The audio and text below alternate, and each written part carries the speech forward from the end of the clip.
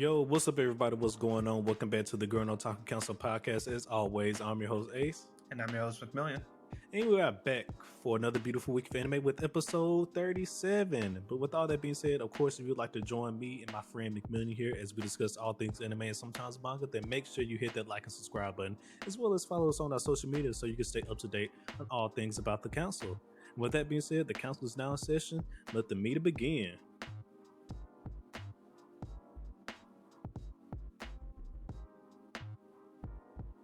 Alrighty. Good morning, good evening. Hello, everybody. I hope everybody's having a good day today. Welcome back. How are you doing, McMillian? Doing good. For all the gamers out there, please play God of War Ragnarok responsibly, because I know I won't. Yes, no. At the time of this recording, God of War Ragnarok is a mere 5 hours away from release. And like McMillian said, I'm probably going to mess up my sleep schedule tonight, and I'm going to be really, really tired at work tomorrow, but it's going to be worth it, though, at the end of the day. It is going to be worth it. But as always, let's go ahead and get us started with some council announcements, and we want to start us off with here that by saying that we had to recreate our TikTok account. So we got a brand new TikTok account now. So McMill, if you want to share out the new name for that account. Oh yes, that is at Gurren Otaku Council. You can find us there, or at I believe our handle though is at Gurren Otakus, but underscores in between, each part of our name. So you can find us either by searching the full title, Gurren _Otaku _Council, or Gurren _Otakus. So it should be good finding it that way. Correct. So yes, our TikTok account is back up and in action, and so we're going to be planning on posting on there at least once a day. That's always the plan with posting on social media at least once a day. But because our TikTok account is back up. Yeah, the algorithm be algorithm, so we gotta do something. that it does. And then for our last council announcement here today, we just want to let everybody know that GLC News 13 is alive and well right now on all the audio, our audio platforms, audio only platforms, as well as YouTube. Some of the key features that we talked about in GLC News 13 was One Piece Film Red being live here in theaters over here in North America now, and how it dominated in the box office. The new Sword Art Online original anime movie got announced, as well as there will be a special Chainsaw Man panel on AME Talk over in Japan as well. So those are just some of the key things we talked about for GLC News 13. If you want to stay up to date on all the anime news every week, make sure to tune into GLC News. And once again, GLC News 13 is now live, so definitely go check it out. And with that being said, that is the end of our council announcements, everybody. And we're going to go ahead and hop into our anime reviews for today. So for today, we're going to be reviewing Bleach 1,000 Year Blood War Episode 5, Chainsaw Man Episode 5, as well as My Hero Episode 119, I believe we're on today. Yep, 119. That is correct. And we're going to start off the episode by talking about Bleach 1,000 Year Blood War Episode 5, Wrath as a Lightning. And as you guys can see today, Sebastian did not decide to be quiet today. He is up and alive and walking around. He's going to be making my job harder, as they say. But I'll go ahead and pass it over to our friend McMillian here. He can give us a brief summary of what happened in this episode. Oh, yes, of course. So, this episode mostly pertained to where we left off, focusing more so on the destruction, I guess, that the Sunrunners were giving the Soul Society. Byakuya, for the first time in his life, after training so hard to become captain, experienced fear once again. Basically, that was like the whole determining thing at the beginning, and lost. Renji also took a fat L. I just want to say you jinxed my boy. I just want to let that be known. I jinxed him. Jinxed him. The pass. The writer don't like that, man. We need to stop. We need to stop and acknowledge that the writer does not like Renji. That is all. Kubo does not like that man. But moving forward, basically we see that even though like Ichigo is trapped and the science research department, research department, which is I believe is 12, right? Or if I'm not mistaken, Squad 12. It's either Squad 12 or 13. Yeah, I believe Squad. So Squad 12 is trying their best to figure out like why Ichigo isn't there yet when they are unfortunately attacked by a Stern Ritter. So stuff is just going bad at this point. We get a glimpse of Kenpachi, who apparently took out 3 Stern Ritters with ease, Fucking so he beast. says, and is decided to take on the head honcho himself, Juobak. And later on from there, we see that we cut to Ichigo. Well, we do get a glimpse of Ichigo, but not like for too long. Instead, we go back to Wakamundo, where the Stern Ritter, who is keeping Ichigo captive and appeared to be holding Orihime, Chad, and Kisuke hostage, got just killed by somebody that they haven't unknown figure that they have not revealed yet. And then Ichigo still being trapped and getting frustrated and using his Getsuga Tesho over and over again. Then you know what sucks? This character that they showed is one I really like, but I cannot remember his name for the life of me. It's the Soul Reaper with the tattoos under his like right or left eye. And yeah, I know what you're talking about. So I apologize for not having his name ready. It's been 10 years. Yeah. But we see him about to get, huh? I said picture up on screen now. We see him about to get killed by Stern Ritter when the OG, the GOAT himself, Captain Yamamoto, steps in and annihilates this Stern Ritter. My God. And I truly mean the word annihilate. And from there, we see him basically fly over to Iwak and see that Kenpachi was defeated, to the dismay of Iwak, because he was like, "Oh, you were a special threat, but you fell so easily." And then Yamamoto proclaims that I'm going to finish what we started 1,000 years ago, I believe. Yeah, if I'm not mistaken. And that is where the episode ends. Alrighty. I'll leave it to you, Ace. I think we'll be doing a disservice if we did not start with that nigga Yamamoto, the one, if you will. The one, this man here is a fucking beast. Man, you was gonna tell me we was gonna get Yamamoto action this episode. I did not know this. All this just completely caught me off guard. But man, when he first pulls up on the scene, I was like, oh yeah, it's about to go down. I was like, it's about to go down. It's over. because this man don't come out for nothing. He didn't come out for Aizen. Exactly. Well, technically he did come out for Aizen, but he wasn't the one who really came out. Exactly. He really fight Aizen like that. Yeah. So I was like, if he coming out for this, it's about to be insane. So we just casually see the Soul Reaper you mentioned, the lieutenant, with the scythe as his Shikan thing like that.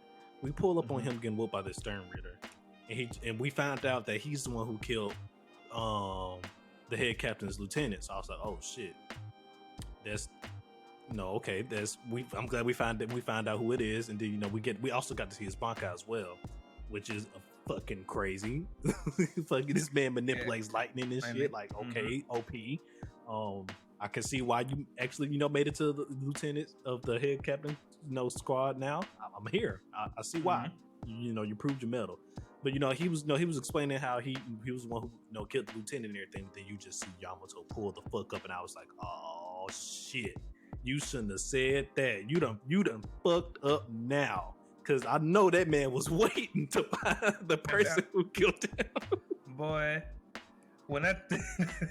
it's just crazy how uncaring that guy was. It was just like, okay, I'm just about to fuck up this old man, and then delete.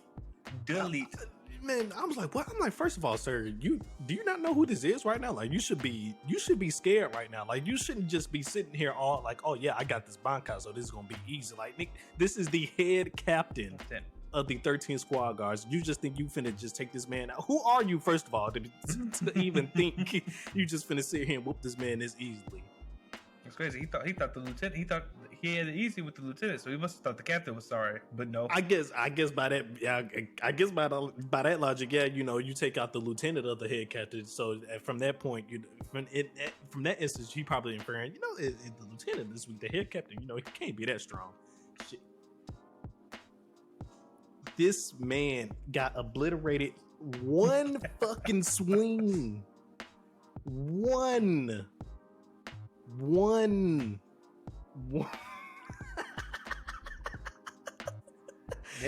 Didn't speak no sword name. Didn't do nothing. I had to pause and rewind. I was like, I know this man. Yamato is that guy. He is that guy for a reason. He number one. That song. I mean, I know it's Ichigo's theme, but truly, I wouldn't even been mad if they started playing Ichigo's theme at that point. I think it would have been. Hey, I took your theme music, motherfucker. This is what time. It's appropriate. It's appropriate. You know what? Play the music. But that's Ichigo. Play the music. Oh man, but it was just, man. It's always like, you know, a treat when you see a guy like Yamato get to show his stuff. Yeah, not Yamato. I keep damn you, Yamato from One Piece. Yamamoto. It's always a treat when you can see a guy like Yamamoto get to, you know, strut his stuff and just show off. And then it's just, even, you know, just so effortlessly, because you know he's not using his full strength. He just, oh yeah, it's just ridiculous. And like I mentioned this earlier, you know, I can just only imagine how strong this man Bankai is. And I know I'm pretty sure we're about to see it within at least the next 2 episodes here, because, you know, we should have the fight between, you know, him and the Quincy Queen, King next episode here. So eventually, whether he releases that Bankai next episode, who knows? But eventually, we should get to see his Bankai. I'm definitely excited for that. I cannot wait, because his fucking Shikai does mass destruction on its, but no, by itself. So I can just only imagine what the hell his Bankai is. Exactly, just ridiculous. Exactly. Yeah, there's not much more I can say about that scene other than, yeah, I am too so excited to see that what that's gonna look like, because the budget been budgeted, but the budget has been budgeting, but is it ready to do this? We can only time will tell. But I guess moving forward, what else should you want to talk about? How one of your favorite captains got disrespected? I don't want to talk about this. I was so distraught. I just wouldn't know what. Fuck it. If Kubo killed Byakuya, I'm gonna be upset. But I was knowing, you know, somebody was gonna have to die, and I was expecting, you know, not all the captains to make it out of this, because it's called the fucking 1,000-year Blood War arc. Somebody got to die. Okay, I already know that. Mm-hmm. But you was gonna tell me my boy Byakuya was gonna be the first one down, and motherfucker, you lying to me, not him. If he goes down, he gonna be one of the last motherfuckers to go down, not the first, not this guy. Byakuya. You would think, not him. First of all, they had to handicap my man to take him out. Sebastian agrees. Everybody, even he agrees. They had to handicap my man to take him out. So I don't want to hear it. As a matter of fact, he didn't lose because they had to handicap him. He didn't lose because, you know what? That's fair. This L has an asterisk. That's fair. That is completely fair. Only, I mean, like, I'm waiting to see exactly what the results of it is, because they left him in a crater, a smooth crater, bloodied up. And right now, I don't think he's dead just yet. I'm not putting it past it, because I don't think so either. I think he's, you know, still hanging around, you know, by a fucking thread. You know what I mean? So in the true anime fashion. Yeah. So if he does die, understandable. You know, he got fucked up, understandable. But I just want to let it be known they had to handicap my man to take him out. I just want to let it be known they couldn't fight this man, you know, straight up. They had to handicap him to take him out. All right, that's how you know he a real one. Yep. Man, I mean, him, Rukia, Renji, they really trying to make people worry about how this shit go, and I can't wait to see exactly, like, you know, usually Bleach, I feel like, always starts with, like, oh, we're not strong. Well, I mean, it ain't even Bleach, just anime in general, shonen. We're not strong enough to face this threat. Power up arc, and so this is like the last. Training arc commence. It's exactly. This is like the last. We know this is Bleach's last arc. I cannot wait to see what the fuck they do to get strong enough to fight the Stern Raiders. Like, yeah, because I mean, well, even that shit, Kenpachi done took out 3 of them. I mean, we know they're strong enough. It's just they out here stealing Bakais, and you know what? And I want to touch upon that as well, because we talked about last week is, when they do steal their bankais, does it like, does it power up their little, their Quincy equivalent of the bankai form? Does it power that form? But apparently it doesn't look like it does that. They just straight up steal the bankai and they can use the bankai as is. So I guess that is nice to know. Which is now so Batman bad. has dragged his bed out. See, this is what I be talking about, folks. Like I don't know what he's got going. But I mean, yeah, it's even more disrespectful because that's what they beat Byakuya with, was his old bankai. But even more disrespectful, like if Byakuya die, he can't go by his own bankai. That's just kind of fucked up. You gonna kill this man with his own shit? I think, like I said, I think because the rule is unless they show you them giving, because Byakuya's a important enough character for him to get like his own little goodbye section or something like that. So I don't think he did, but I can't wait to see like how he get his back in blood, because you really think it's coming. Well, I don't know, man, because like I don't know if he gonna get his shit back in blood, because he fucked up right now. Like if he does get his get back, he's gonna have to be after like maybe they stop the Sternwind invasion. Maybe they don't necessarily kill all the Sternwind. I don't think they end up escaping. And they're gonna, go after him, after like, something like that. Yeah, I don't think it's gonna be. The fight for the Soul Society is necessarily gonna end here. I think this is just a major battle, because the thing is, what come next is the trainer arc. I know it's the trainer arc because just because of how many people took L's, I was just like, these people gonna survive and move forward. Yeah, they did take some L's, but I mean, if Kenpachi can take him out, he don't even got a bankai really. He just out here just beating motherfuckers with his sword. So, well, see, I think that's the point. Is like, I mean, this being the last season, they gotta give Kenpachi his bankai. So, more than likely, yes, I agree on that. That's why I know the trainer are coming. That's why I know. But moving past, I guess that before we get into like our favorite scenes, the only thing I got left is like, who you think it is in Wakamundo that saved? I was really trying to think that, because they had a sword, and I was like, who else is in Wakamundo that has a sword? And I was like, most of the Arankars was killed, and I think the only one that lived was Hallibell, and unless that was her that pulled up, I don't remember her blade being that long. Look, I mentioned this one; she had a short blade. I mentioned it earlier. It's that nigga Grimjow. He back. I guarantee it's Grimjow. Did we not kill Grimjow? The last thing we saw is that I believe the last fight Grimjow was in was the whole Ichigo, you can't get hurt anymore, and so he did that sidestep slash thing, and Grimjow got like knocked out. I don't think he died, because they don't show him like fading away, at least from my memory. So I feel that's Grimjow. If they pull out Grimjow, I know something. I know, because first of all, why are you here? Why are you? That's what I want to know. Why are you? Even though this is your home, even though this is your home, why are you here? But no, he couldn't give up that rivalry. I don't know. I don't see it being Grimjow. Honestly, I don't have no idea who it is at this point, because what we do know is there is a sword. I will say I will be highly surprised if it was Grimjow, because at this point now you done switch sides. Or now I'm coming to help out Ichigo in the Soul Society. No, I just don't see Grimjow being that type of guy. No, I don't think he's that type of guy to help out. My thing is, he's that type of guy to hold a grudge and be like, "Bitch, give me my lick back. I want a rematch." But I mean, Ichigo ain't even there though. I mean, true, but it's not like he couldn't probably sense his presence in Wakamundo. Yeah, I feel you. Okay, yeah, he could sense his spiritual pressure. Yeah. So my thing is, he probably showed up looking for a fight, and then was like, "Damn, all right, well, I'm gonna say these people, and then y'all gonna tell me where Ichigo is, so I can fight him." so I can go get back. Hey, it's a shonen. I don't put that past him. So. Who would have known that Ichigo getting out of the Gargantua was due to Grimjow and his revenge? He just popping up. He just see Grimjow. Oh, it's you, Grimjow. Oh, motherfucker, I didn't come here to save you. I can't. Oh man, but I just think that'd be too much bullshit all at once if Grimjow comes back for his revenge right now in the middle of the Quincy's invading the Soul Society. I think that's way too much bullshit. I'm not sure if he'll get.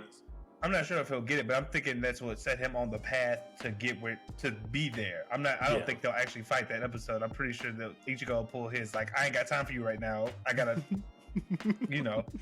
So. Okay. Well, no, that's an interesting take. Now, if I want to say maybe fucking Yoruichi, if I had to guess anybody else. That's who pulled up on them. We haven't seen her, so being that, but even with that being said, I don't know why she would point, her sword at Kisuke, other than the fact that maybe she just don't really like this motherfucker. So, no, it is what it is. Yes. Yeah, true. But yeah, that's all I have for this episode. Is there anything else that you wanted to bring up for talk about before we get to I guess just as far as everything else, before we move to the favorite scenes, just this episode is. It was a banger.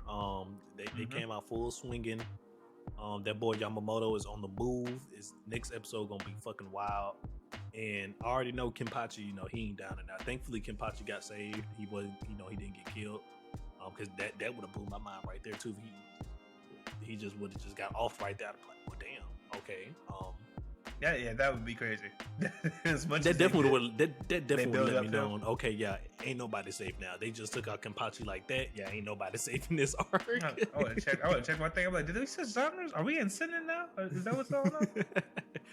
But no, this episode was amazing, and I just can't wait to when Ichigo finally does pull up to the Soul Society, because it's already in shambles, but it's gonna be even more in shambles by the time he pull up. Definitely. And I do want to say also, before we move on to the favorite scene, what the hell did Yamamoto lose his arm? Was that during the Aizen arc? Maybe, possibly. I said that too at the end of the episode. I was like, wait, he only has one arm? Because at first I thought he was just like hiding it in his vest, like, you ain't worthy of me to use both of these bitches. But then when he did the whole I was about to say flash up, but it wasn't a flash up. Whatever the flying. He didn't. He just walked to that man. He ain't flashed. He just walked over there to that. Well, no, I'm about to say, like, he jumped like with his fire. Yeah. With that. So when he did that, I was like, oh no, that he doesn't have his other arm. It was probably the Aizen arc somewhere in there. Because I don't remember Ichigo taking it when he saved Rukia. So first of all, ain't no hell no. Ichigo ain't taking his man arm. So I think it had to been. I think it had to been somewhere during the Aizen arc, and that may have been the reason why he didn't go fight Aizen. Now that if my memory is starting to recall correctly. Possibly. Yeah, I can't remember. Yeah, it just caught. Yeah, it's been 10 years. It just caught me off guard when Yamamoto pulled up, and I was like, "What happened to the other arm, my guy? Like, what's going on?" This is like, I didn't even realize that when in like what was that, episode 2 or 1, when the Quincy's pulled up in his office. I didn't realize he only had one arm then. Yeah, true. Same. So yeah, it's just I was just all thrown off by that. But let's just go ahead and get into favorite scenes, and I'll let you start us off, McMillian, on favorite scenes here. Man, I'm trying to think of the one we have not mentioned. It would probably be like, well, we mentioned in the review, but Kenpachi pulling up with the Stern Ritters. 3 bodies. On his sword. 3 bodies on his sword, just stacked up. Also, I would like to mention, Kubo, I have a problem. Why is the one black Stern Ritter turning into an ape? I don't like this. Well, to be fair, no, he's not the only. Feels very racially motivated. He was not the only black Stern Ritter. There's another one fighting.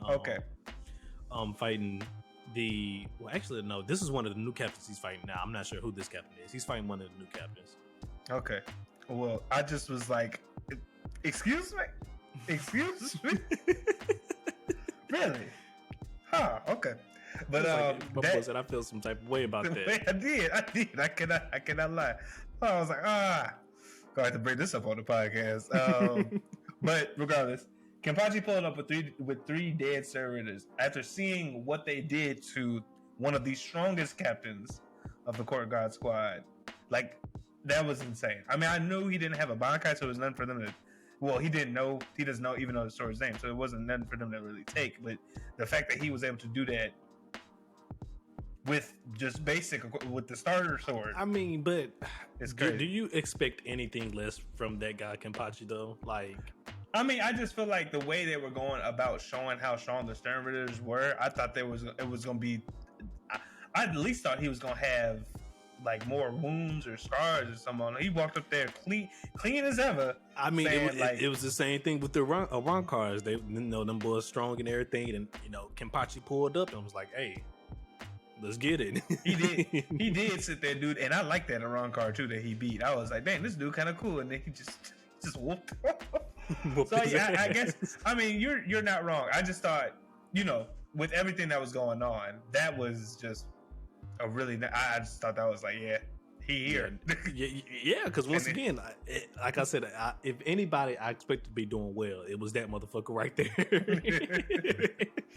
Because I was so wondering, I was like, what can Pachi and all this bullshit that's going on right now? I know he around here fucking somebody up, and indeed he was around here fucking somebody up. He didn't call 3 bodies, so I was like, well, you know what? Good for you, Kenpachi. Do at least somebody got to goddamn do something around here, goddamn it. Somebody got to do something around here. And then of course, but you know, I already knew he wasn't gonna do shit against the Quincy King, so I thought the Sternritter that was with the King was gonna stop him from attacking, him, and he was gonna fight him, but that was not the case. How was that?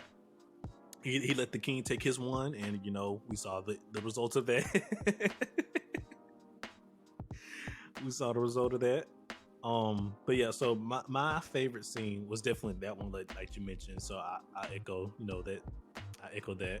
Another one of my favorite scenes was definitely we talked about it so much, but that motherfucker Yamamoto, but yes, just him pulling up and obliterating that Sternritter, and really just the highlight of the scene is, like you said, when he took off in the air and started flying towards the Quincy King, and then you just get the quick look of all the captains, like the head captain is pissed. Like I gotta tighten up, because that's just that classic anime moment. The leader is pissed. We can't sit here look weak now. It's time to get the fuck up. Let's go. We can't. That was so good. That was good, but it was also hilarious because I forgot who yelled out like Yamamoto's moving. Are we gonna like disgrace something like this? And all those people who were knocked out stood back up. It was they were a dog like, captain. Whoa. And the girl was like, whoa, y'all were just about to die. Like, what the fuck? But what you don't understand is, when Yamamoto get pissed, it's like everybody, all right, guys, it's time to get up now. All right, we gotta stop bullshitting. We done made the head captain come out to the front lines. We can't be doing this. Exactly. And I just loved how, we've already said it, but I just loved how that like got them to move again. Like it was just so good. Yeah, it was like just a classic moment. Just that that morale spark, and it was like all they needed was to see the head captain all up in flames, literally up in flames, literally. And because they mentioned they just never seen the head captain this pissed. Even from when stuff like happened in the Eisenarch, even the things in the past, they just mentioned how they never seen this man this upset before. And most of them, the captains, they've been around longer than others, which was, I think, his Shusui. He was mentioning, I've seen this man, on the front lines, and even then, I haven't seen this guy, this upset. Exactly. So let me go ahead and get my shit together as well. Oh man, but yeah, it was just a great scene. I completely agree. Trying to think one other one besides that. Do we even have one? Yeah, no. The only other thing I can do, it's not really a favorite scene. I just thought it was funny. Was Renji when he tried to think he could take on that fight. Dude, look. I like. It's not even like this is not. I'm not saying this as any shade to him. I like Renji as a character. Kubo does not like Renji. Kubo does not like Renji. Renji has more L's than he has wins, and that is a problem to me specifically. Because I remember the first time I saw this dude, I was like, he's an enemy now, but I can tell he's gonna be a hero later, and I'm gonna like him. And I liked him. He's like the Vegeta's thing, but the thing is, he don't got as many wins as Vegeta. So it's like like shit. Oh man. So I guess your moment is basically him getting fucked up, basically. Not favorite. Again, not a favorite. I just thought it was funny. Just a funny ass moment. Okay, I feel you on that. Another favorite moment, it ties into the the Yamamoto scene, is just getting to see Chojiro's Bankai, because like they mentioned himself, we never knew that there was another Bankai that manipulated weather, and just to see one that manipulates lightning, like that shit was just so cool to see. Oh no, it was cool. I'll echo that. I do think that's great. I just think what is it? I like how unique it was. It wasn't just like take out my sword, I'm like Zenitsu's kind of thing. Like how my body's covered in lightning. It's like there are actually pillars of lightning that come down, and I and he manipulates it onto a sword and stuff like that. Like I thought that was great. I agree. Do you have any other favorite scenes? No, I think that was it for me. Did you have any I just had one last favorite scene. It's really just all the conjoined scenes where we see Ichigo trying to break out of the Quincy cage, the little Reishi cage.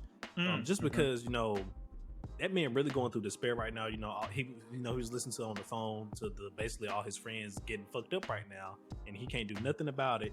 Even using, you know, basically his strongest attack, he still can't break this cage. You know, at point blank multiple times. It's just wild to think. You know, multiple times. It's just wild to think about it, because I thought, you know, pretty sure at one point he will break out of here, even, you know, at least, you know, start cracking it a little bit. But it doesn't look like the cage is even, you know, cracking or anything, like taking any damage. Like he's just stuck. God damn it, that man is in jail. Yeah, no, crazy. that was good. I do like that scene specifically because, like, it just showed like that was such a dire moment from the MC's point of view. I mean, it's dire regardless, but it was just really brought home like how the emotional strain on it. Like these are people he's now come to know, kind of like his family. So it's his like family shit. And friends and stuff like that. Yeah, and so, you know, the people he caring about. You know, he can't. You know, he wants to go protect them, but he literally can't right now. You know, he's fucking stuck, and so he's just. Oh man, you know, it's just gonna be a classic. You know, the main character shows up to the party late to, you know, save the day, but I don't know if that's going to necessarily be the case this time, because, you know, this ain't no your regular average foe. So, you know, when he does finally pull up, I'm pretty sure it's gonna be he's coming into some shit here.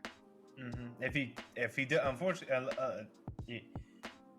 if he doesn't show up too late, and by that I just mean like not able to fight anybody, not necessarily people people are dead, but I don't think any of our main cast is fully kicked the bucket yet. So. No, not yet. But, you know, if you don't get there in time, a few of these guys might start kicking the bucket. You know, some of the main captains here. So yeah, with that being said, let's go ahead and rate this episode, and I'm gonna go ahead and just give it a solid 9, just echoing all the things we talked about today. You know, I'm not gonna go too deep into it. Just gonna give it a solid 9. I had it at 8.5. Okay. It was close to a 9. I could even be persuaded to probably give it a 9. It's just, what could I even? For me, I think maybe it was just the fact that like most of like the key moments or key parts of this episode were me watching some of my favorite characters get beat up, and so therefore I had to drop it. Just it was like, no, we can't be having this. But they were all really good. I will say this though, but there was like, to echo Ace's sentiments, like everything that was shown, I thought was done very well from like an emotional and like animation standpoint. Like you really get the feel of like this is dire, all the way up till Yamamoto enters. Like even you as a viewer, I feel like get a sense of like, oh shit, he here. It's up. So I think they did a really good job at it. So I'd probably give it an 8.5 or a 9 as well.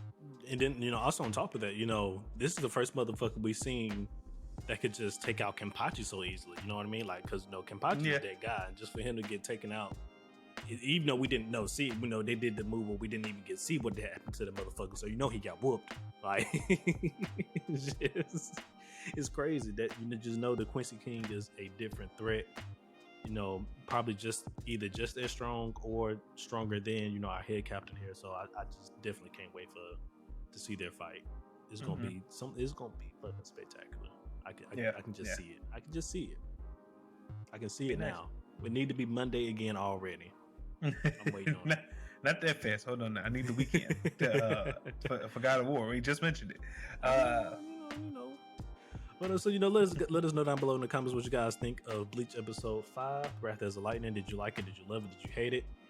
Were you like me when you saw our boy Byakuya get taken out today? Well, not today. This episode, you know, it was some tough times in here Monday after I watched the episode. I was in here a little stressed out. But you know, let us know down below in the comments what you think of this episode. And we're gonna move into our next anime review for today. Continuing along with My Hero, episode 119, Encounter, part 2. And I'm gonna hand it over to our friend McMillian here to go ahead and give us this quick summary. Shit is worse than we thought, people. I'm starting off like that for a reason, because my God, we start off I don't even know if I can say like right where we left off, because if I'm not mistaken, we start off with Shigaraki and then Endeavor brawling out, and it is insane. Endeavor is trying his best not to get touched. He don't even need that no more. He now have we see him now have I forget the first quirk that he hit him with, but we now know that Totoro regeneration. Yeah, he has that quirk. Yeah, super regeneration. He has a shield quirk, and at first, what I thought was a flying ability of some air type manipulation. At first, I'm going to, and then later on is revealed just to be what happens when he flexes. His pure strength, like just crazy. What the fuck? This man Shigaraki is cracked the fuck out right now. I don't know what's about to happen, but from there, we get over the radio. We get before they're knocked out. We get over the radio that Shigaraki is heading once he gets away from Endeavor, gets Endeavor away from it, is heading towards All for One, because there's a deep longing or something that wants to take over All for One. Because One for All for One is what he has. The more you know. And so Midoriya, like he does, the way he reacts is he's going to cause a diversion by moving himself to a better area so the civilians can get away and the rest of his classmates can get away. Bakugo follows because he wants revenge on Shigaraki for making him be the reason that All Might is no longer in commission, basically. And I just think I partially think that's hilarious, because what are you going to do at this point? But hey, he got the spirit. So we follow basically the moment Midoriya sets off, Shigaraki changes his trajectory, which allows some other heroes to pop up on the scene to hopefully help Endeavor. And where we're left off at in the episode, he's still fighting all these heroes, but Eraserhead has arrived and is keeping him in check. And this is basically where we find out that he doesn't have an air manipulation quirk. It is legit his muscles. This is where the reveal happens. And that's kind of, if I'm not mistaken, I think that's like the last thing, right? Yeah, that was the last thing. In the preview that showed us, our boy Gargantua. Gigantomachi. Gigantomachi did move this episode. He on the way. I predicted it. Yeah, he's heading straight to Shigaraki. He's heading straight to Shigaraki. And of course, the heroes that are at the Team B heroes, they are trying to stop him, Gigantomachi, from doing it, because Shigaraki is already enough for the heroes that's on the field, to deal with alone, to have him to deal with and this motherfucker here. Like it's just gonna be too much. You cannot let these two guys get together right now. You just cannot. Not at all.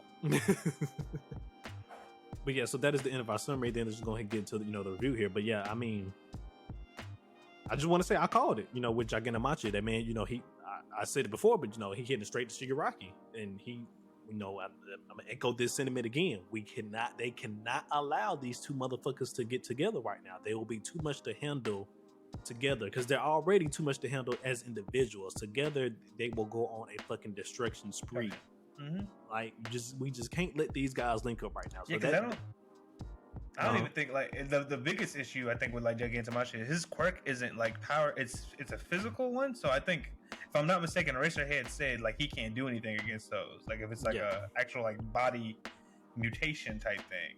And I believe all of Gigantomachi is his quirk. So it's like if he gets there, it's over with.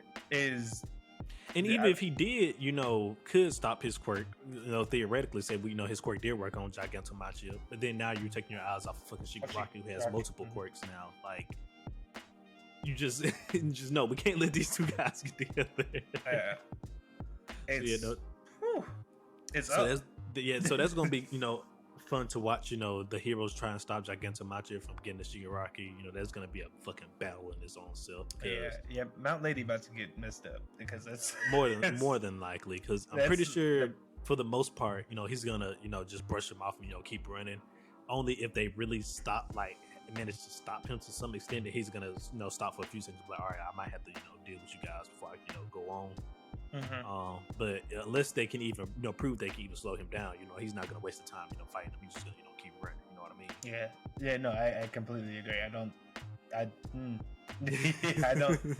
don't think it's gonna be good. Man, what a good episode. It was just a freaking crazy episode, especially just to get the confirmation that Shigaraki does indeed have multiple quirks now. Like he has all the quirks that All For One stockpiled up during his many years. So we only seen him use a few quirks. There's no telling what else this man has in his back pocket. Well, the only thing is, I don't know if he has all, because again, the thing didn't get his process didn't get done. Well, I mean, the only reason I said that because he mentioned he was like, I can use the quirks that Master stockpiled up over. Yeah, I just don't know if it's all. I'm hoping that it's not all, or I guess I'm guessing it might not be all. I'm with you on that. Maybe he doesn't have access to all of them, like you said, because he didn't get the full bake in his hyperbolic time. But it might be. I mean, whatever you got though now is, in my opinion. Yeah.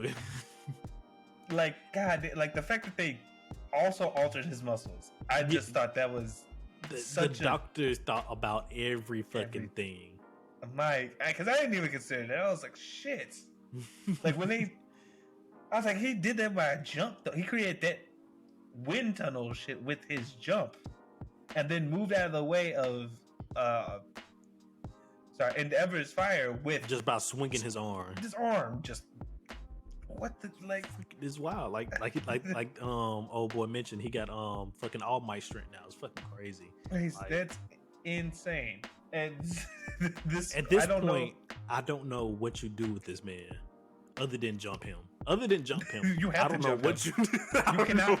This cannot be a one-on-one fight unless Midoriya got some. Unless one of the One For All users, the previous one's cooking up some real extra, real nasty right now. Unless they cooking up some real nasty inside Midoriya. I don't know what's going on.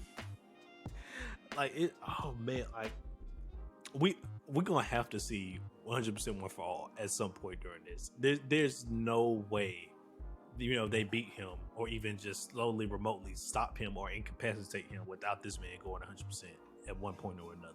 Oh yeah, there's no way. No, but man, it's so like, what he touched and just to get back to like what we were talking about the episode, but like in the middle of that fight with all them heroes, he touched somebody, and I forgot who. Well, no, he tried to grab Endeavor. He didn't touch him. Tried to grab Endeavor. He was going for the grab, but Endeavor, of course, he was like, "Hey." I got sworn he touched like right before Eraserhead showed up. He touched. Oh, the Dragon Hero. He touched the Dragon Hero with his hand, but I think, and I remember this because I was like, "Oh shit, no, I really like this hero." They did, but then they show Eraserhead. They show Eraserhead over there, and I'm like, "Oh, she's saying." I remember that moment. That probably was a favorite scene. I probably just spoiled one of my favorite scenes, but regardless, that shit, if that don't show you how good the writing is for this season, I don't know what that is. Yeah, I mean, it's just wild. And then even I think it's a greater just sense of threat just for the fact that Shigaraki now has All For One in his head speaking to him, telling him, "Hey, go get All For One, One For All. Whatever you do, everything else doesn't matter right now. You need to go get One For All. You get One For All, that's checkmate. That's it. That's game. Which brings me like to my thing before we get like to favorite scenes and stuff here. I think you might be right. I think your guess on what hero is going down is correct, because the thing is when the moment Eraserhead showed up and Shigaraki noticed that his quirks weren't working anymore, he was like, "Man, it's such a cool power," and I'm like, "Oh, yeah." Exactly. And then he can steal quirks now. Yeah. So it would not be a great thing for Shigaraki to get a part of Aizawa's quirk. Especially if he can manipulate it to where he doesn't have to use it, via eyesight. Maybe he can just change the way if he touched somebody, it's just down to a quirk or something like that. Or maybe I don't know. But even if it is the eyesight, that's still fucking strong in itself. Like we definitely don't need him to get that. Out of all the people's quirks, now that I'm thinking about it, it might be better for Aizawa just to fucking leave at this point. Now that you brought that up. if he leaves, it's over. This is the only chance. Now that you brought that up, because like, man, but I feel on that. But at the same time, if he gets his quirk taken, like that's GG's, my guy. You're absolutely right. I was just thinking like if he's gone, it's it. So it's like, that being the case, though, I think that is why. If there is a hero that might be completely like, if I had to put money on it, it might be Aizawa, because the thing is, like, even if they don't take his quirk, he need to be removed from the board for them to really like, because he's the only threat. Yeah, at this point in time, technically, Aizawa is Shigaraki's number one threat because he's shutting down his quirks right now. So, push come to shove, he can be like, I'm gonna have to do something about you. I don't know if it'll be this soon, but honestly, the way shit going, somebody's either getting retired next episode or somebody dying. Either, like you said, either somebody finna go into an early retirement or somebody finna just go ahead finna go to the upper room real quick. Mm-hmm. Then on top of that, we're playing this game of keep away with him and fucking Deku right now. So not only are we trying to fight him, we're trying to keep him away from Deku as well. So it's just a lot going on right now. Yeah, Gran Torino had to show up to keep him out. I'm just like, my thing is like, I don't think it's too. The manga's not over, so I know Shigaraki's still around in the manga. So I'm just like, what after this is the goal going to be like, what, get Deku off of Japan? Like, is that gonna be the mission? Because I feel like because my thing is, I feel like at this point, I don't think they can keep it a secret anymore that he got one for all. Maybe not. If I would say if there was ever a time for his secret to get exposed, it would be now, because he's gonna have to explain why the fuck Shigaraki is after him one way or another. Oh, he just Shigaraki just wants my quirk. But why though? What's so special about you, Deku? Why you're not telling us everything? Why the fuck does he want your quirk? Spill the beans, you know what I mean? So if there ever was a time where his secret does get exposed, now is a very good time. I definitely agree with you on that one. With that, with all that, I think we can go ahead and get into favorite scenes. And then, we can. Get our review.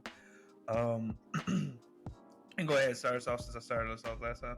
All right, no problem. I just think it was cool to see the reveal, like you were saying, how when we realized that his flying ability wasn't because of a quirk, it was just because of his raw strength.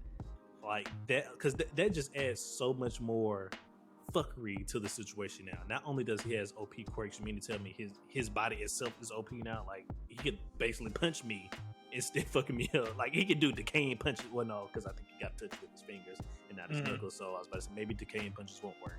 But if it did work, that should be OP. It's already a problem. It's so much a problem. Like, he can regenerate, and his just the waving of his muscles or him jumping causes a small natural disaster. That's a problem. That's not a quirk. That's his body. That's a problem. At this point, I'm starting to see why old boy was saying a transcendent being has appeared, because this man is starting to look like one at this point. He doesn't even have to do like for the original All for One to do shit like that. He had to like do a muscle augmentation quirk or something like that, like when he punched All Might. But Shigaraki could just wake up and do it. So that shit was crazy. That shit was insane. Because again, I was completely convinced up until that moment that was a quirk. Yeah, and now that's not a quirk. It's just like, oh, well, it's a little different. Exactly. I was like, I think we lost this one, guys. That's a little different right there. Any favorite scenes from you, sir? Yes, of course. I'm gonna go for one I didn't mention in the summary. Toga infiltrating heroes. So I don't know if you remember, but from this episode, but I remember. In the compound, in the scene where they're infiltrating the compound or whatever, the heroes are still fighting the League of Villains there, and at one point, one of the heroes was like, "Hey, weren't you supposed to have left, or didn't you weren't you supposed to have had Toga and compress in your clutches?" And she just straight takes the knife out, kills all the heroes that were around her, and then gives a small speech about how like heroes need to leave, they need to die, so I can live in my perfect world. Because she is so hurt from the fact that Twice is dead. Yeah, dead. That was I was like, I don't know how you still make me care about these people, but I felt bad for her in that moment, even though they are basically extreme terrorists at this point. In this season, the writer, he's really challenging, the idea of, what it means to be a hero with this season. Because, we're seeing the heroes go through all these different turmoils and things of that nature, especially with Death, with, what's his name? Dark Shadow, his quirk. I can't think of his name. I don't know why his name just completely. I had short-term memory loss. I just got it tipped at this point. But him, old boy with Dark Shadow. He's battling with the effect on whether he trying to come to the terms with whether what his teacher Hawks did was right or wrong. You know what I mean? And just I'm pretty sure that's gonna have to. All the heroes, they're gonna start dwelling on that whenever the news that he did kill Twice, actually reach everybody and stuff like that. Then you'll be like, well, damn, why did he kill this? We're supposed to be heroes. We're not out here supposed to be killing people. We're heroes. We captured them. But and I think there's also gonna be like a point of this that'll also add to like the discussion of like, well, he killed Shigaraki killed one of the 10th ranked heroes. I don't remember what Shield's rank was, but he was in the top 10. And Crust, not Shield, but and we also don't know how many heroes also died from being in the hospital alone, besides like Crust and that dude with the laser. So I mean, like the shit Shigaraki is doing is definitely gonna be like a thing. Like, do heroes now have to just kill League of Villain members? I mean, they're called the army now, but like, are they gonna have to kill them on site? Or I mean, I think there's gonna have to be something we're gonna see them, have internal conflicts with each other just with Shigaraki alone. Because I'm pretty sure they're gonna come to the conclusion like we gotta kill this motherfucker. At some point they're gonna be like we just have to kill him. And of course, that's gonna start the whole thought process in Deku's head. But we're heroes. We can't kill people and things like that. But I don't know, Deku. This might be one of those rare cases where we just have to take this guy out. Yeah, no, it's only time will tell what this leads to. Any more favorite scenes from you? I'm trying to see if I had any more favorite scenes. I don't think so. Of course, Shigaraki, fighting the all the heroes in that was dope, and just him fighting Endeavor himself, that was cool as well. But other than that, no, I don't think I have any more favorite scenes. For myself, I think probably the only thing was just. Like you said, the fight between all the heroes, him realizing Eraserhead's there, because that to me is because it's such a small thing, but it's like has such big implications on the rest of the story if something happens to Eraserhead. Because he's the teacher, he's class 1A's teacher. If they lose their teacher, there's gonna be a villain arc for somebody in that class right now. Yeah. There's a villain arc coming for somebody in that class. I immediately 100% because I was looking once again over with Dark Shadow. I can only imagine how he would have popped off if Hawks would have died. You know what I mean? Like he would have snapped. So, like you said, any of them could snap and fucking Iceberg gets killed. You know what I mean? So just it's that reason alone. I'd probably say like that's one of my favorite scenes because it's just a realization. Of like 100%. What the fuck could happen next episode or just later in the season in general if it doesn't happen next episode. Like, I mean, listen, when it comes to them theories, I'll be on point, sometimes here and there, you had that one. You got it. On point sometimes, but I feel you. Like I just, I don't hope my theory comes to be true because I would hate to see Aizawa get killed, especially if that means ends up him getting his quirk stolen in the process as well. Because then at that point. We have a model situation on our hands. How do we stop this motherfucker? How do we stop him? And it's just like we look real dire. Looking real dire. You mean to tell me this man has multiple quirks, and now one of those quirks that he has is Aizawa's? Oh no, man! Fuck it, you won. I'm going home. You got it. You got it. You got it. You got it. At that point, there's just nothing you can do. He has won the day. Yep. Unless you can sneak him, that's it. Unless you can. At this point, it's almost impossible to sneak him because he can fucking regenerate. So I mean, unless you fucking just straight up decapitate his head, his head off. I mean, even sneak attacks won't work. Yeah, no, and it'd be hard to stick up on him. Like I said, you got too many allies, so Yeah. the only time will tell. But with that, we can get into ratings. So I'm gonna just go ahead and I gave this a smooth 9. Could be persuaded to be a 10. On this one you went 9, on the last one you went 8. On this one you're going 9, but for this one, for me, I think I'm gonna give it a smooth 8. Oh, okay, interesting. The reasons I gave it a 9, the emotions I felt while watching, I demanded a 9. Like I said, that scene where he just flexed his arm and he moved, and I was like, fuck, oh my god, like that was too pure of a reaction for me. Like I just couldn't like not give it what it deserved, and I agree as well, because when I was watching Shigaraki pull out all these different quirks and shit, I was like, and the whole time I'm literally just sitting here rubbing my temples, watching the episode and shit. I'm like, fuck, he does have all the quirks. I was like, damn, so this is crazy, because he got an amplified DK quirk along with all these other quirks that all four been talking up. I was like, what can this man not do? And like you say, he even had some fucking type of shield blast generation fucking quirk that he showed off coming up from the palm of his hand, similar to Bakugo's quirk. I'm like, what the fuck you doing? What the fuck was that? Like, exactly. So for me, it's just like all this setup led to this, and so for me, it's like I feel like they executed it very well. So I gotta give it a 9. No, I agree. I agree. I just feel like it was the only reason I can't give it a 9 or a 10, because I just feel like nobody got fucked up this episode. You know what I mean? Like everybody was just scrapping. Nobody really got fucked up this episode. I see what you're saying. You were looking for. I mean, with everything that was happening, I can agree that it is kind of miraculous that nobody took like no major damage, injury. Yeah, besides the people that Toga killed, but like that's not what that's not where you were looking for it to come from. So I mean, I get it. Yeah, no, I can understand that. Yeah. But a great episode, and I mean, I just definitely cannot wait for next episode. This coming up Saturday now. Yeah, it airs on Saturdays. Yeah, because that boy, like I said, Gigantamachi, that man is on the way.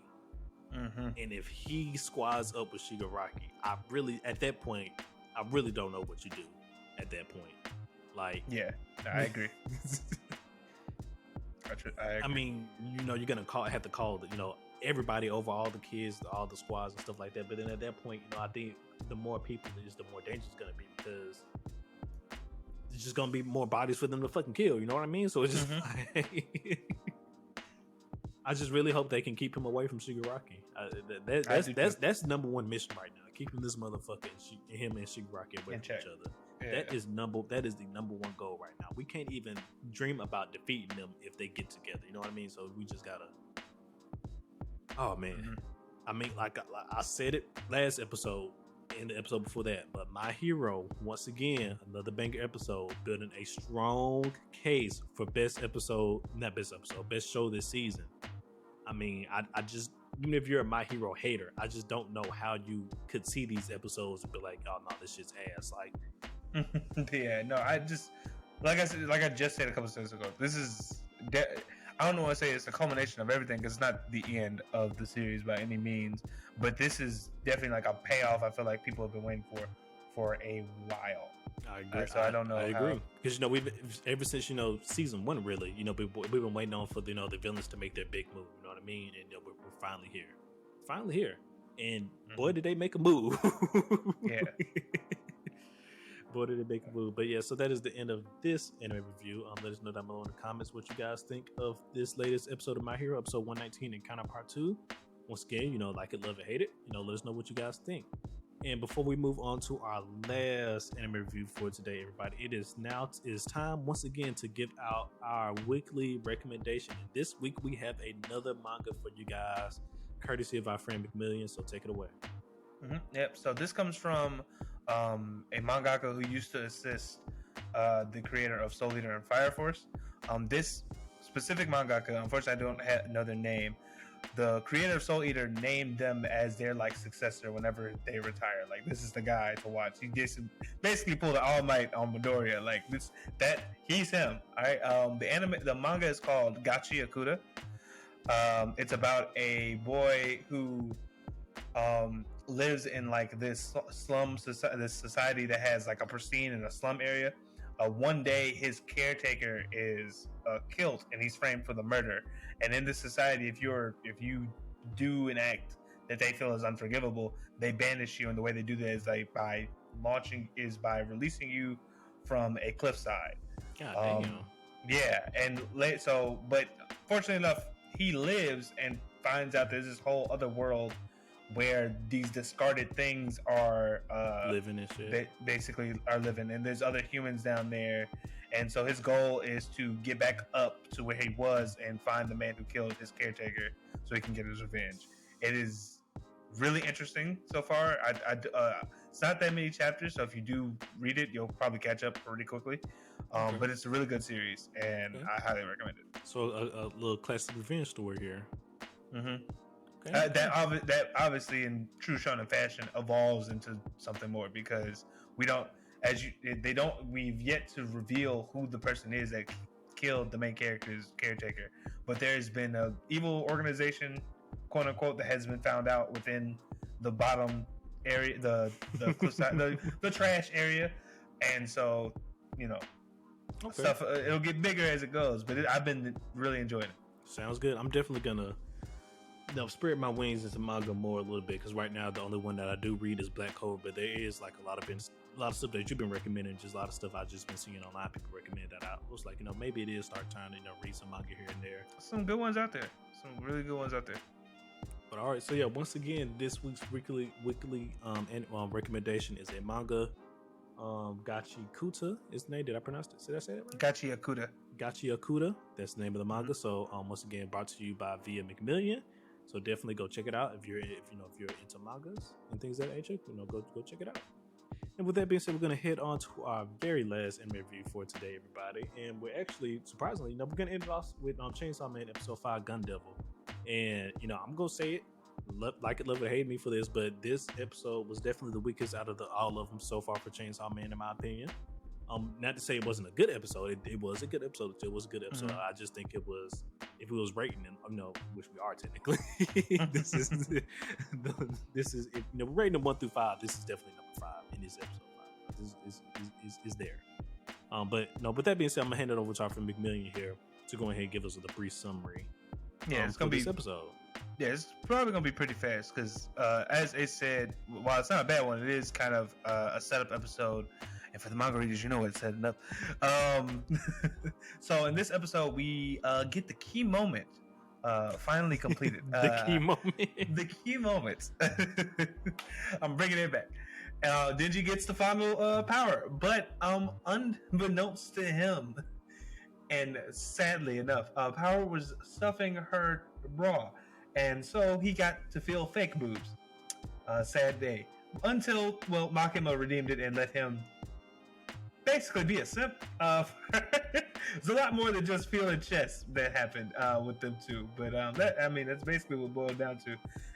And her telling him about this devil that most of the people in the public safety thing are after, called the Gun Devil, and we get to see Aki's origin, which is that his family was killed in an act of basically, the Gun Devil, I'm assuming fired, because there's nothing else I feel like that could have been what happened, but it killed, I think, over 1 million people, and that is basically what inspired Aki to become a devil hunter. We get to see his past with that. Then Makima basically tells Denji that she believes that he could be the one to kill the Gun Devil, which is very interesting, because large projectile that can kill 1 million people versus a chainsaw person is, I don't know how you equate those, but we'll see. So moving from there, we get to see the group's first mission seems to be to track down different pieces of the Gun Devil, because apparently they attract, the pieces of the Gun Devil's body parts attract to each other as well as other devils. So they got a tip that a devil was in this apartment building, and they're tasked to go hunt it down. The oldest member of the squad, Himiko, basically says that whoever takes the devil out first gets to kiss her with tongue. And Denji now has a new goal in life, and that is what leads to them killing this one small devil in this apartment building. And they think that's it, and they try to leave, but as they go well, actually, they try and investigate other floors, but as they go to do that, they realize that they're trapped on the 8th floor, and that this job isn't as simple as it first seems. That is correct. Thank you, McMillian, for that quick summary. And yeah, I mean, I guess the highlight of this episode was just getting the introduction, not the chemo man, was just getting the introduction to the Gun Devil.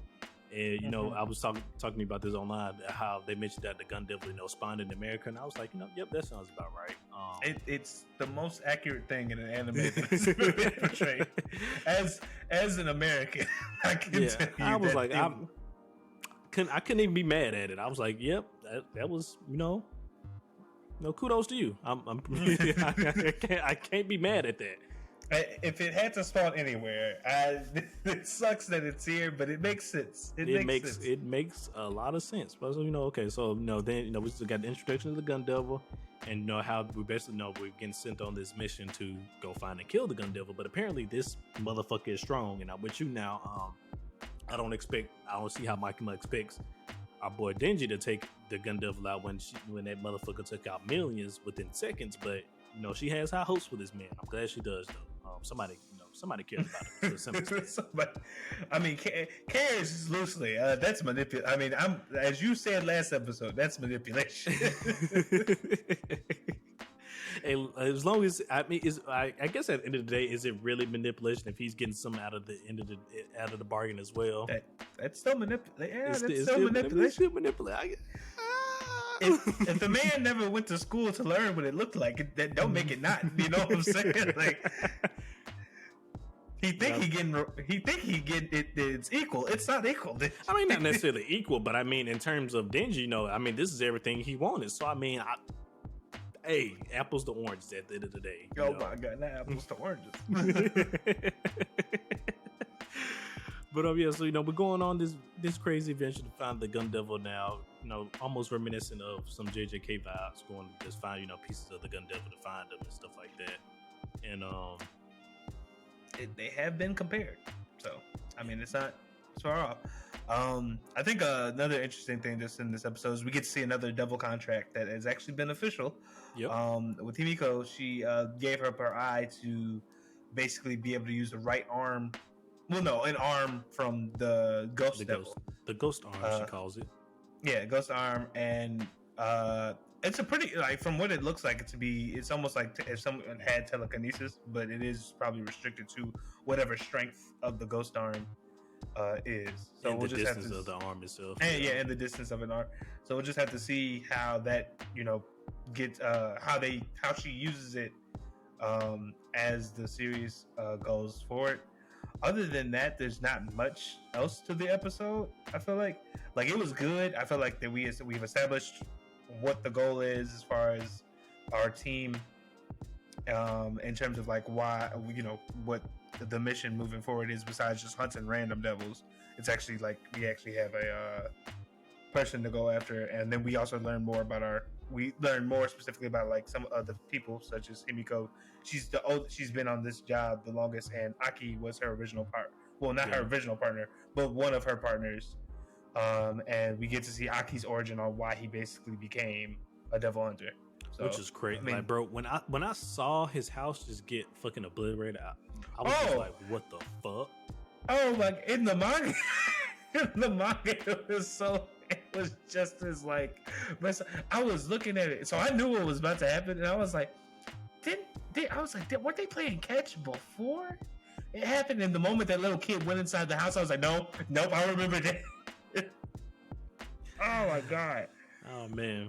Yeah, no, that moment right there was just so wild because I did know that we didn't confirm if that was Aki until the end of the flashback. So I was the whole time that was going on, I was like, is this Aki? Because he does look like a little bit. So I was like, this might be Aki. And of course they did confirm it after the flashback was done. I was just like, oh, okay, well that explains why he hates devils. I would hate devils too if I see my family get taken out like that. I'll become a devil hunter too.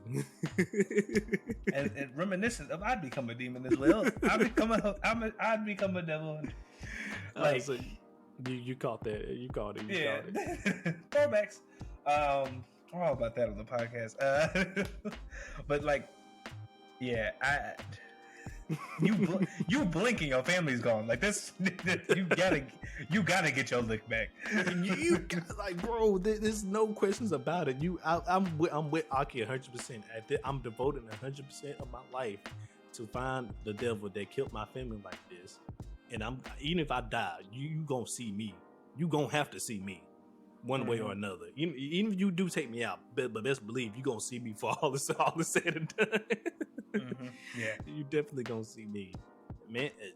Just wild. And then I guess the only other thing is just, Denji got offered a new proposition this episode from Makima instead of power this time, to where if our boy Denji does indeed kill the gun devil, Makima said she will grant Denji whatever he wants.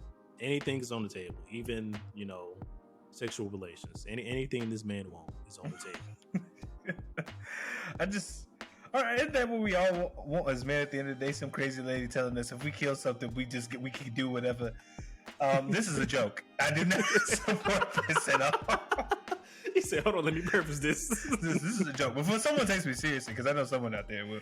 This is not a joke. I understand what is happening, and he's getting manipulated by people older than him, and it's fucked up. Does it make for good television? Yes. Oh man. But yeah, so once again, Denji now has a newfound goal, not to touch booze, but to, I guess, do whatever the fuck he want with Makima now. So he is gonna make it his life mission to kill this gun devil. I guess technically he got two goals now, because he also wants the kiss from old girl as well.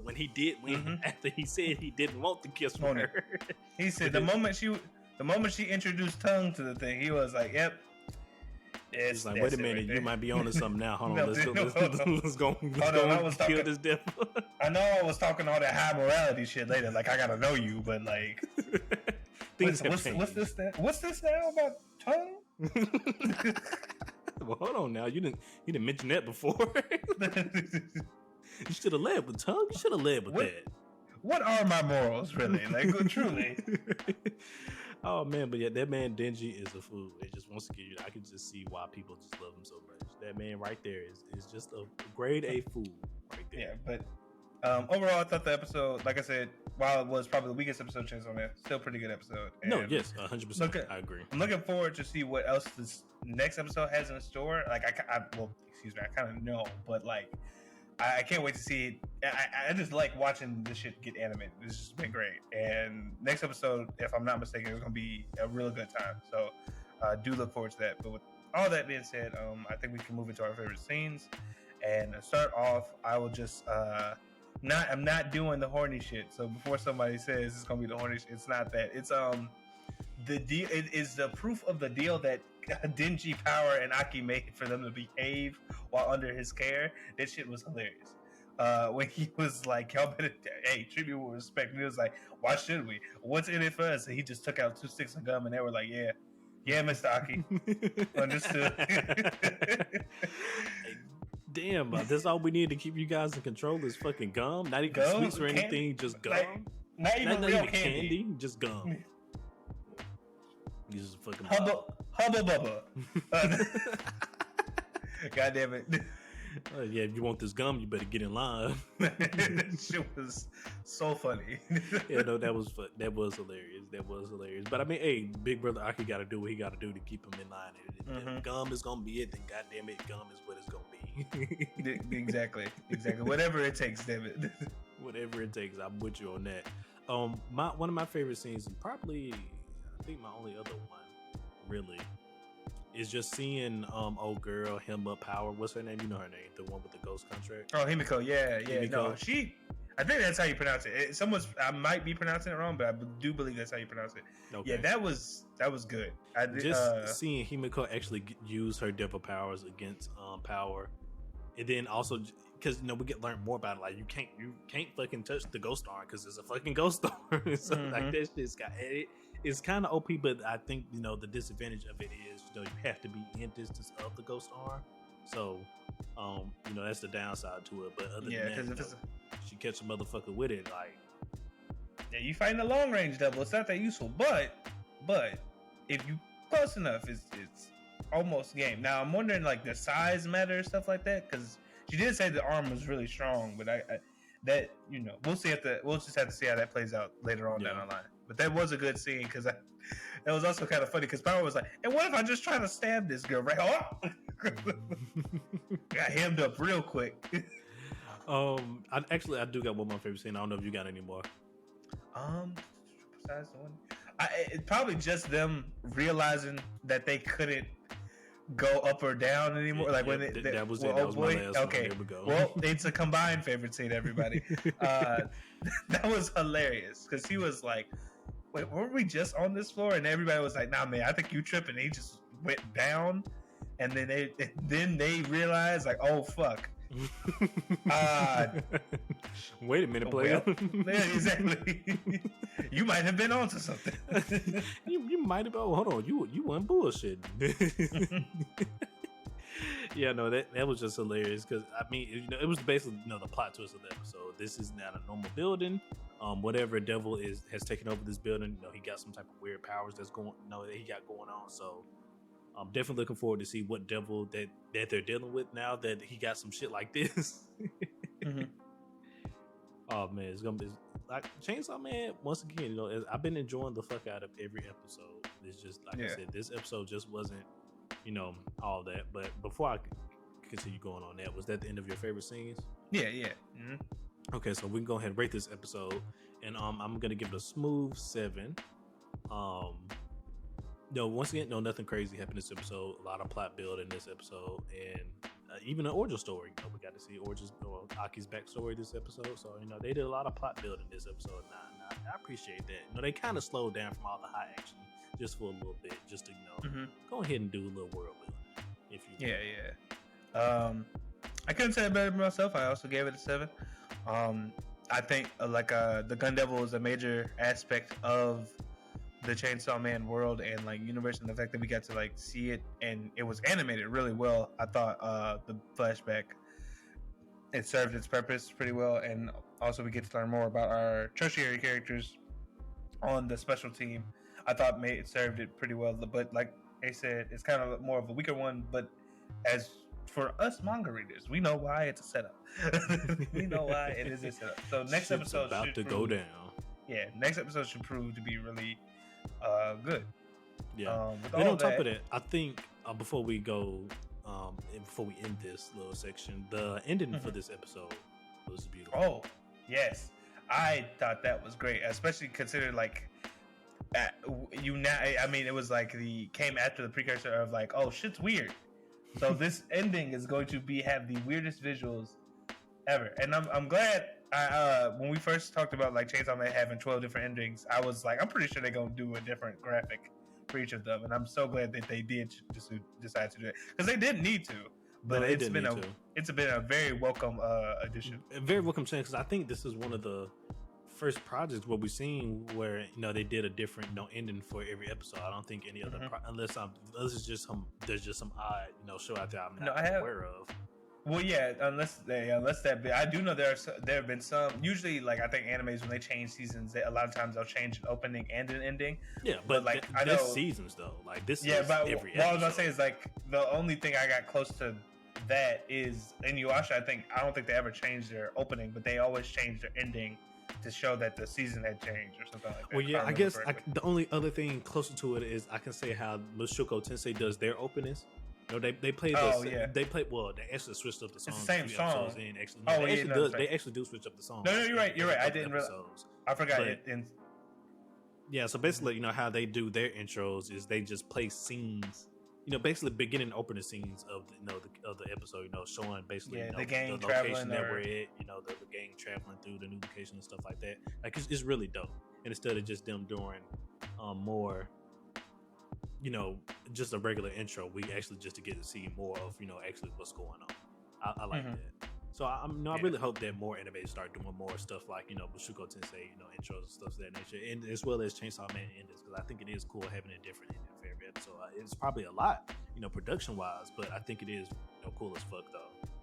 It is cool. Hopefully we aren't doing the we keep you here Mappa treatment, but but it is really dope, and it would be a nice thing to see moving forward from other animes. But with all that being said, ladies and gentlemen, I'm going to go ahead and take us on out of here. So thank you for watching and / listening. For my audio listeners, please consider giving a like. Please consider following the podcast as well as giving us a review. Helps us get our name out there for the video watchers. Please consider giving us a like, comment, and subscribing, as well as sharing. Helps us grow. Helps other people find our goofy little podcast here, our council. Maybe they join. If you want to stay up to all date, if you want to stay up to all things about the council, please consider following us on our social media at Gurren Otaku Council on Instagram, Facebook, and now TikTok, as well as Gurren Otaku's on Twitter. With all that being said, guys, I really hope you are enjoying the 2 war arcs that we're getting out of this and all the other crazy fall anime that has been phenomenal so far. Truly a beautiful time to be an anime fan. Beautiful time. This is Gurren Otaku Council. This is Ace and McMillian. We're saying meeting adjourned. You guys have a wonderful night. Peace.